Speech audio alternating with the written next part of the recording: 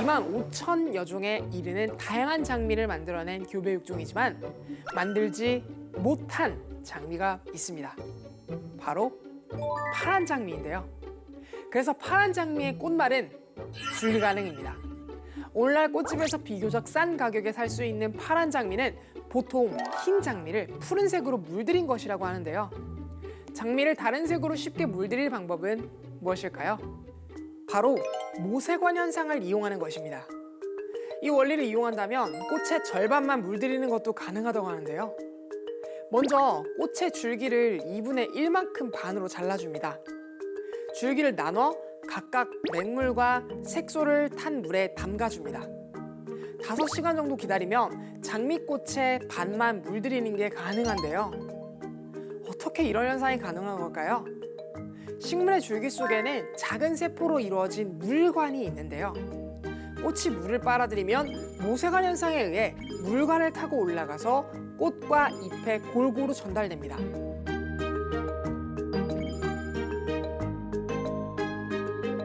줄기를 반으로 나누면 꽃잎까지 한 줄로 연결된 물관으로만 물이 올라가기 때문에 색소를 빨아들여 꽃잎만 물들일 수 있다고 합니다. 정말 신기하죠? 그렇다면 색소가 아닌 완전한 파란 장미를 만들지 못하는 이유는 무엇일까요? 이유는 비교적 간단한데요. 파란 색소를 만들 수 있는 유전자가 전 세계 장미를 통틀어도 존재하지 않기 때문이죠. 파란 색소인 델피니딘이 조금이라도 함유돼 있다면 비록 꽃의 색깔이 붉은색이라고 해도 교배를 거듭함으로써 델피니딘을 많이 함유하는 계통을 얻을 수 있었는데요.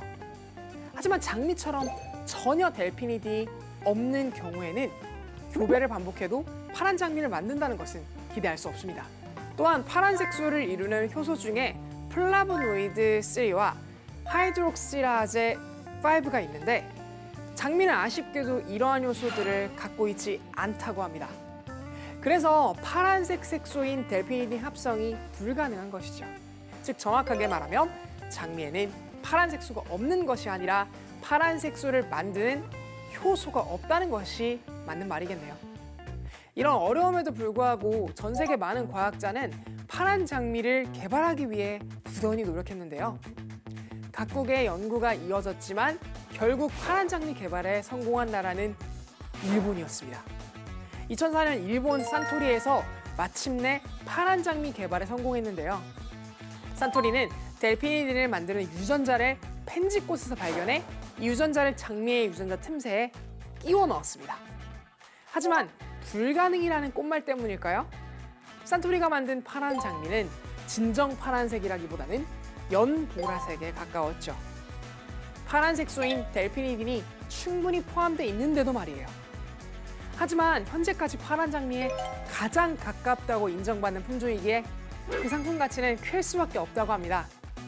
실제로 파란 장미의 가격은 한 송이에 3만 원 정도로 일반 장미보다 최대 10배까지 비싸다고 하네요. 유레카!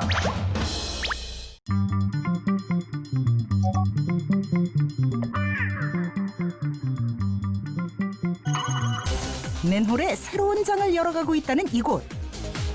자, 여기 보이시는 게 우리가 이번에 개발한 맨홀 장치입니다. 국민의 안전과 직결되는 기술인 만큼 6년의 노력 끝에 개발에 성공했다는 높이 조절 맨홀. 그런데 높이 조절을 어떻게 한다는 거예요? 높이를 조절할 수 있는 장치가 아무것도 없는데요? 이거 하나면 높이 조절이 가능합니다. 이 손잡이 형태의 조절 장치가 키포인트. 볼트에 조절 장치를 끼워주고 돌려주죠. 맨홀 뚜껑이 움직이기 시작하는데 맨홀과 도로의 수평이 안 맞을 경우 이 조절 장치를 돌려주기만 하면 오케이. 일반적인 맨홀은 맨홀의 높이를 조절하기 위해서는 그 밑에 시멘트나 벽돌을 채워 넣어야 하지만 우리가 개발한 기술은 이 조작기 하나로 높낮이를 조절할 수 있는 게 장점입니다. 차량과 보행자의 안전사고를 미연에 방지할 수 있다는 맨홀 높이 조절 기술. 과연 어떻게 만들어지는 걸까? 그 원리는 생각보다 간단하다는데. 이 하부에 3개의 축이 있습니다. 이 축은 볼트 타입으로 되어 있고 이 볼트 너트 타입이 체인으로 연결되어 있어서 그 체인으로 인해서 우리가 간편하게 조작을 할 수 있는 겁니다. 그 과정을 지켜보니 먼저 3개의 볼트를 맨홀 상부에 삼각형 모양으로 넣어준 후 3단 체인으로 볼트를 이어준다. 그리고 느슨한 볼트를 단단히 조여주는 작업이 완료되면 끝이라는데 이 체인으로 3축이 연결되어 있기 때문에 이렇게 한 곳에서만 이렇게 조절을 해도 지금 높이 올라가는 거 보이시죠? 네, 이렇게 높이가 올라갑니다. 연결된 볼트와 체인을 더 단단히 고정시키기 위해 납땜 작업도 필수. 기발한 아이디어로 완성된 높이 조절 장치. 손잡이를 돌려주는 것만으로 1mm부터 최대 200mm까지 맨홀 높낮이를 자유자재로 조절할 수 있다. 그리고 또 한 가지 과정이 더 남았다는데. 이 맨홀들을 왜 이런 철제 박스에다가 고정시키는 거예요? 이 철제 박스가 뭐냐면 밸브실이라고 하는데 맨홀 장치와 밸브실을 일체화해서 현장에 매설하기 때문에 시공 시간을 반나절로 줄일 수 있는 저희만의 기술입니다. 맨홀 뚜껑과 밸브실을 일체형으로 제작. 15일이나 걸리던 기존 방식보다 시공 시간을 단축시킬 수 있었다.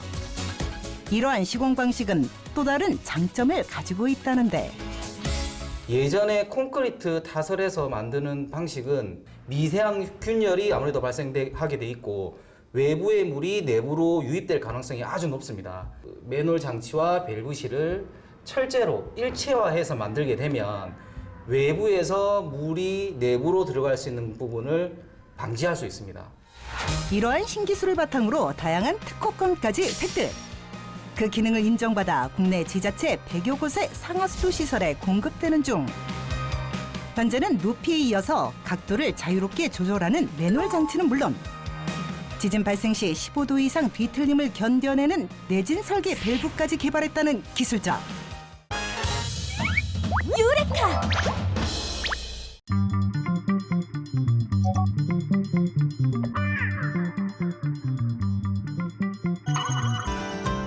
임종덕 박사가 근무하는 이곳에는 국내에서 발견된 매우 희귀한 화석을 모아둔 곳이 있다는데요.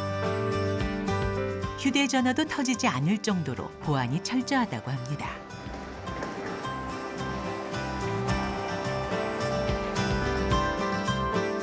무려 1,100여 점의 화석이 모여있는 이 수장고는 국내에서 발견된 중요한 화석이나 지질 표본이 없어지거나 흩어지는 것이 안타까워 만들게 됐다고 하는데요.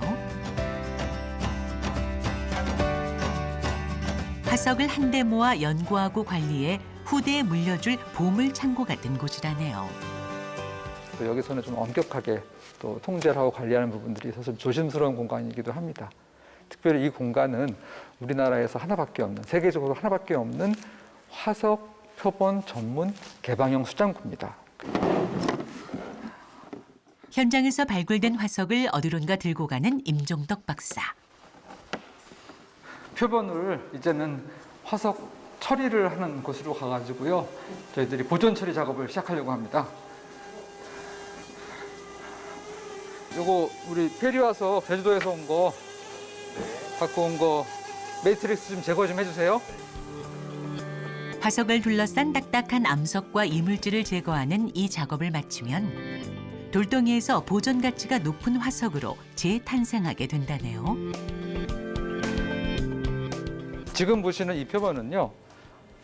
경상남도 남해군에서 발견된 도마뱀 발자국 화석인데요. 지층은 약 한 1억 년 전으로 지층이 추정되고 있고요. 전 세계에서 중생대 백악기로는 첫 번째, 최초의 발견이라서 굉장히 큰 의미가 있습니다. 발견만큼 중요한 것이 바로 연구를 통해 그 가치를 입증하는 것인데요. 세계 최초로 중생대 백악기 지층에서 발견된 이 도마뱀 화석을 연구해 한국에서 발견된 새로운 종류의 도마뱀이란 학명을 갖게 됐다네요. 임종덕 박사는 이외에도 희귀한 화석을 연구해 좋은 성과를 이뤄냈습니다. 이족으로 보행하다 다 자라면 사족으로 보행하는 조각류 공룡의 성체 발자국을 연구한 것입니다. 대부분 우리나라에 발견된 조각류 화석들이 뒷발만 거의 발견이 됐고 이 표본이야말로 중요한 이유가 이 앞발과 뒷발이 같이 찍힌 우리나라 최초의 표본이거든요. 기존의 둥근 모양의 조각류 공룡 발자국과 다른 초승달 모양의 발자국을 연구한 성과를 발표해 신종 화석으로 인정받은 임 박사. 이외에도 그간 쓴 공룡에 관한 국제 논문만 해도 무려 40여 편에 달한다고 합니다. 과거의 동물들 중에 제가 공부하는 대부분의 동물들은 멸종을 했어요. 지금 살고 있지 않습니다. 그럼 그들이 왜 지구상에 살아있는지를 알아야만 지금 현존하는 현생 동물들을 지켜낼 수가 있는 거죠.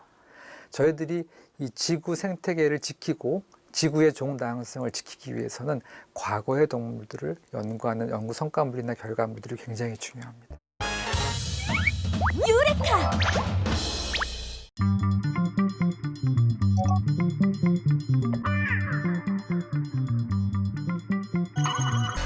음식을 만들기 위한 디자인 시작. 그런데 일반 3D 프린팅 도안과 흡사한 모양이다. 이렇게 디자인이 끝나고 3D 스캐너가 잉크를 한 층씩 적층하여 식품 제조를 시작. 하나의 접시를 완성한다. 자, 치즈케이크 완성됐습니다. 이게 진짜 치즈케이크라고요? 못 믿으시겠으면 한번 드셔보셔도 돼요.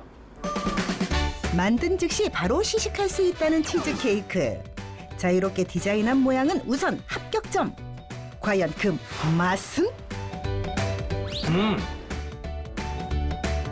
진짜 치즈케이크랑 맛이 똑같네요. 똑같죠, 완전. 오 신기하다.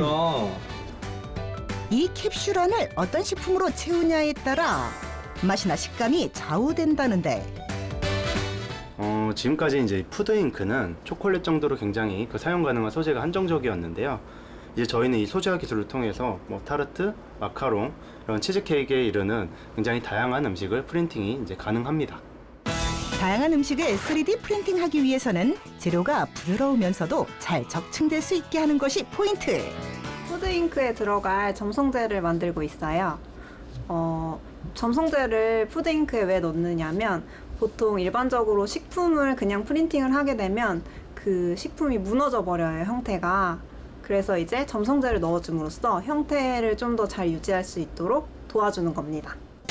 점성제는 주로 전분과 단백질이 쓰인다는데 전분 같은 경우에는 좀 푸드잉크에 넣어서 점성을 조절을 해주는 역할을 하고요.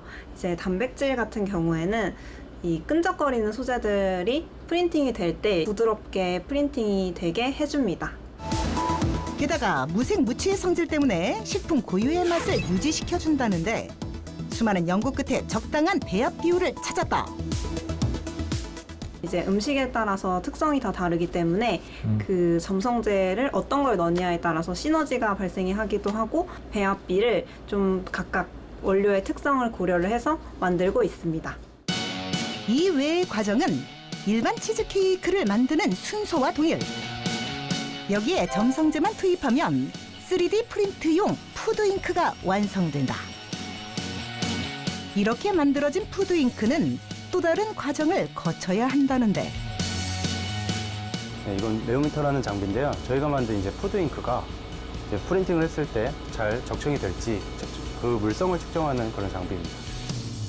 음식의 영양 요구량을 충족하면서 식품의 상태를 체크하는 과정이라는데 아래에 이제 회색으로 된 게 일반 치즈케이크이고요. 이게 저희가 만든 푸드잉크 치즈케이크입니다. 푸드잉크 치즈케이크가 훨씬 더 높은 위치에 있죠. 값을 비교를 해보면 약 50% 이상 더 높은 값을 나타내는 것을 확인을 할 수가 있는데요. 이게 어떤 걸 의미하냐면 3D 프린팅을 하고 모양을 만들었을 때 얼마나 더 그 모양을 잘 유지할 수 있느냐 그런 능력을 나타낸다고 보시면 됩니다. 완성된 식품 잉크는 카트리지 캡슐로 옮겨지는데 이 카트리지 캡슐이 직접적으로 식품 잉크를 뽑아내는 부분인 만큼 기술자의 세심한 손길이 필요. 카트리지를 많이 설치할수록 더욱 다양한 음식을 만들 수 있다고. 네, 현재까지 이렇게 뭐 화과자, 아니면 초콜릿, 단호박, 이렇게 베리류 같은 굉장히 다양한 푸드잉크를 만들 수가 있고요. 이것들을 조합해서 만들 수 있는 음식이 12가지가 됩니다.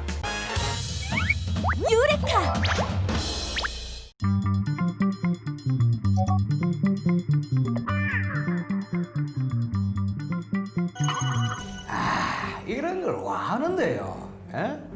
뭐 일단 하라니까 하겠는데 일단 준비물은 우유팩, 가스 버너, 그리고 물, 라면 요래 준비하시면 되겠습니다.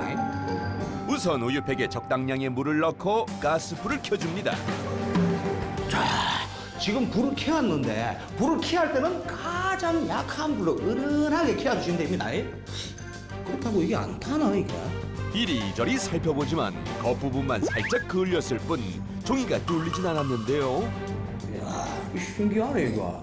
그러면 일단 라면 스프를 또 넣어보겠습니다. 물이 빨리 끓도록 라면 스프를 넣자. 신기하게도 팔팔 끓어오르는 우유팩 속 물. 빨리 면을 한번 넣어볼게요. 이야. 면을 넣고 끓여도 우유팩은 여전히 멀쩡한 모습인데요. 이야, 정말 이게 되네. 벌써 완벽히 익은 듯한 면발. 살짝 한번 먹어볼게요.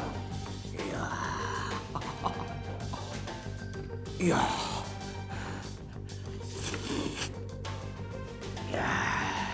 라면이 다 익을 정도인데 우유팩에 뭐 어디 구멍이 나거나 하진 않았습니다.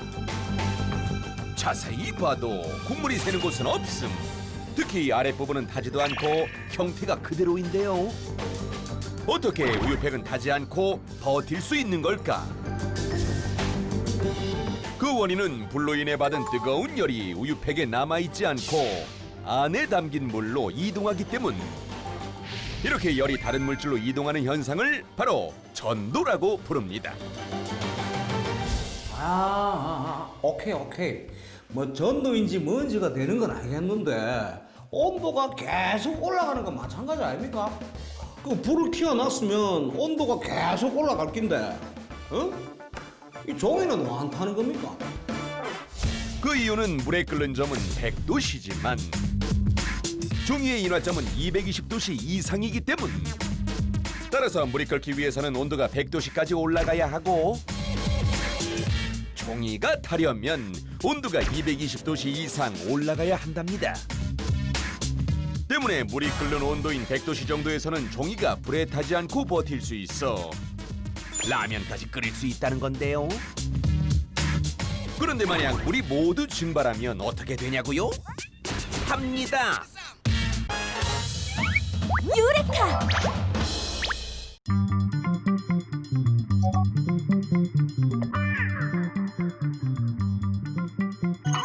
어머야, 이거 저 방망이 아니에요? 갑자기 방망이를 들고 위협적으로 다가오는 사람들. 왜 이러세요? 야, 그게 아니고요. 이게 운동하는 저희 도구예요. 방망이로 운동을 한다고요? 고대 페르시아 전사들의 도구를 활용해서 이제 고대 페르시아 전사들의 운동을 할 거예요. 옛 페르시아 전사들이 몸을 단련하기 위해 만들었었던 무기 형태의 도구들. 아직 이란과 인도에선 이 도구들을 이용한 운동 대회를 매년 열고 있다고. 2015년부터 인도 페르시아 원정대를 꾸려서 이 운동을 배우기 시작했는데 현지에서 이 운동을 음악과 함께 하는 그 모습에 너무 매료가 돼서 아직까지도 이 운동을 하고 있습니다. 고대 운동에 푹 빠진 전문가는 현지 대회에 참가해 수상을 하기도 했습니다. 그럼 저도 한번 배워볼 수 있을까요? 네, 제가 가르쳐 드릴게요. 각양각색의 도구들 저마다 쓰임이 다르다는데 이 작은 방망이는 인디언 클럽이라고 하는데요. 어깨, 팔꿈치, 손목, 이 상지 재활에 굉장히 탁월한 운동 도구입니다. 이 대형 막대 사탕처럼 생긴 도구는 메이스 벨이라고 해요. 근력 향상과 근육 증가에 굉장히 탁월한 도구예요. 그래서 실제 인도에서는 레슬러들이 이 운동을 가지고 근력 운동을 합니다. 보기만 해도 그 위력이 어마어마해 보이는 이번 도구. 이거는 페르시안 밀이라고 하고요. 저희는 주로 이거를 준비 운동에 활용을 하고 있습니다. 페르시안 밀을 양 어깨에 올린 뒤 한쪽 팔씩 번갈아 가면서 돌려주는 것이 기본 동작인데요. 몸풀기의 제격이라고 합니다. 근데 이건 어디에 좋은 운동이에요? 네, 이 방망이 휘두른 움직임은 하면 할수록 어깨, 그리고 상체, 근육, 근력도 좋아지고 유연성도 굉장히 좋아집니다. 자, 저희 이제 메이스벨 본 운동 하겠습니다. 이번엔 다른 도구를 가져오는 사람들. 막대 사탕처럼 생겨서 귀여워 보이는데 자신 만만하게 들어보지만 세상에나 꿈쩍도 하지 않네. 아이, 힘 좀 써봐. 와, 이거 도대체 몇 킬로예요?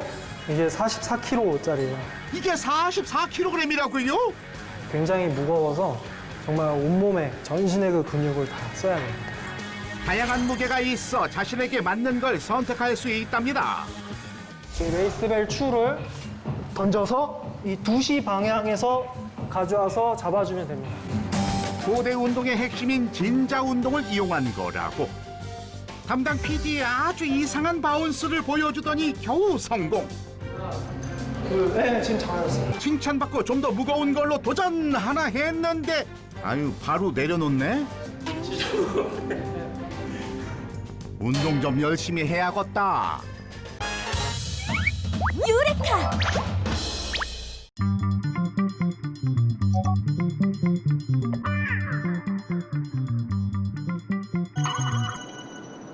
마치 쌍둥이가 서로를 마주하듯 물리적 세계가 디지털 세계에 똑같이 구현해 상호 소통하는 시스템. 우리는 이러한 기술을 디지털 트윈이라 말합니다. 단순히 어떤 공간과 그 공간에 배치한 사물들을 디지털로 복제한 것이 아니라 서로의 정보를 공유하며 실제로 반영하는 살아있는 가상 세계를 말하죠.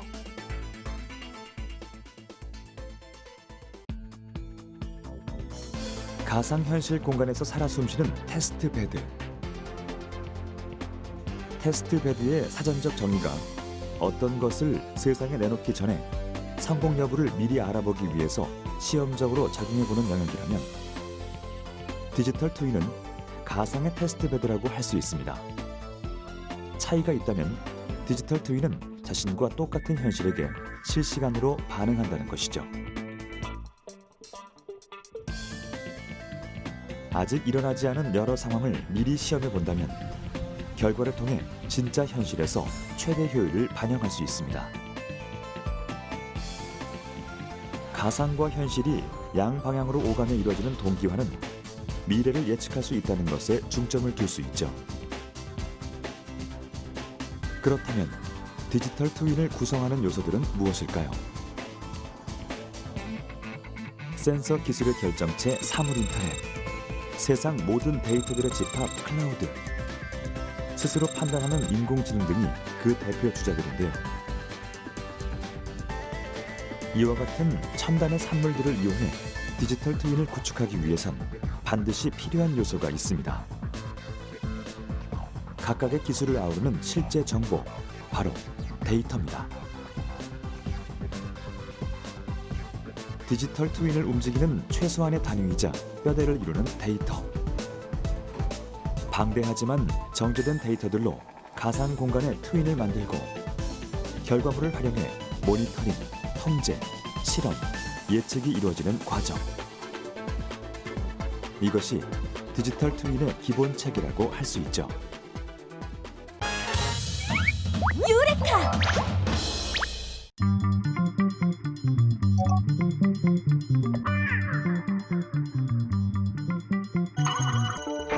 바로 이 차가 서승호 박사팀이 개발한 자율주행차 스노버. 차량 곳곳에 우리에게 익숙하지 않은 장비들이 달려 있습니다.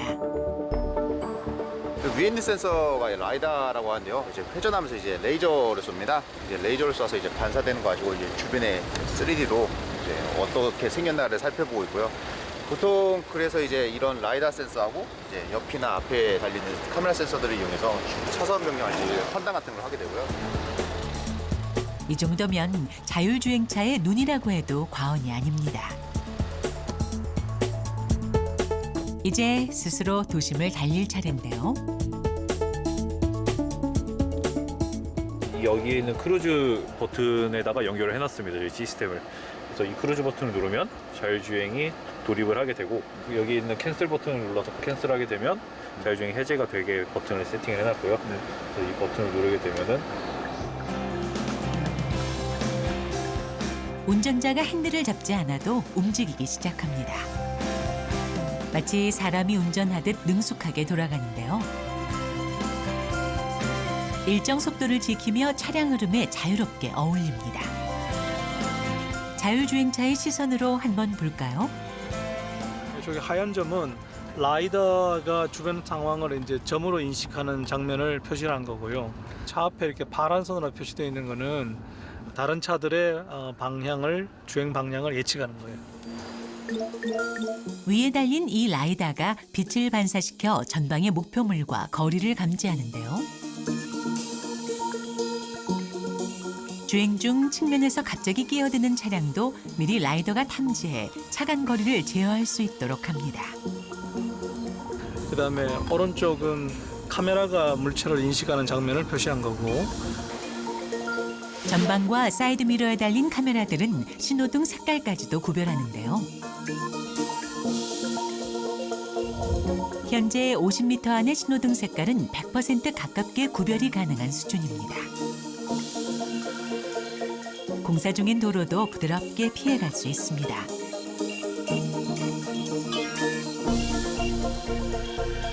이 모든 것을 숨어서 총괄하는 자가 있었으니 바로 트렁크를 가득 채운 인텔 장치. 사람이 생각하듯 복잡한 주행도 문제 없습니다. 비보호 좌회전 구간이거든요. 비보호 좌회전 같은 경우는 이제 오른쪽 왼쪽 차가 오는지 안 오는지를 보고 좌회전을 해야 되니까 이것도 상당히 어려운 기술입니다. 근데 이면도로 그런 상황들에서 이런 시내 도로에서 주행할 수 있는 기술은 굉장히 아주 고난도 기술이에요. 지난 5년 동안 다양한 환경 속에서 진행된 자율주행 테스트는 무사고 8만 킬로미터 기록을 세웠습니다. 자율주행차의 시대가 꿈이 아닌 현실로 성큼 다가온 것 같은데요. 행복한 상상 속에서 오늘의 테스트를 무사히 마무리합니다. 스노보는 자율주행 4단계입니다. 운전자의 개입 없이 완전 자율주행을 할 수 있는 걸 4단계라고 얘기를 하니까 저희는 완전 자율주행의 이제 시작 단계에 있는 거죠. 현재 상용화된 자율주행 최고 기술은 대부분 운전자의 개입이 필요한 2단계까지인 반면 서승우 박사의 자율주행차는 운전자 개입이 필요 없는 4단계 수준입니다.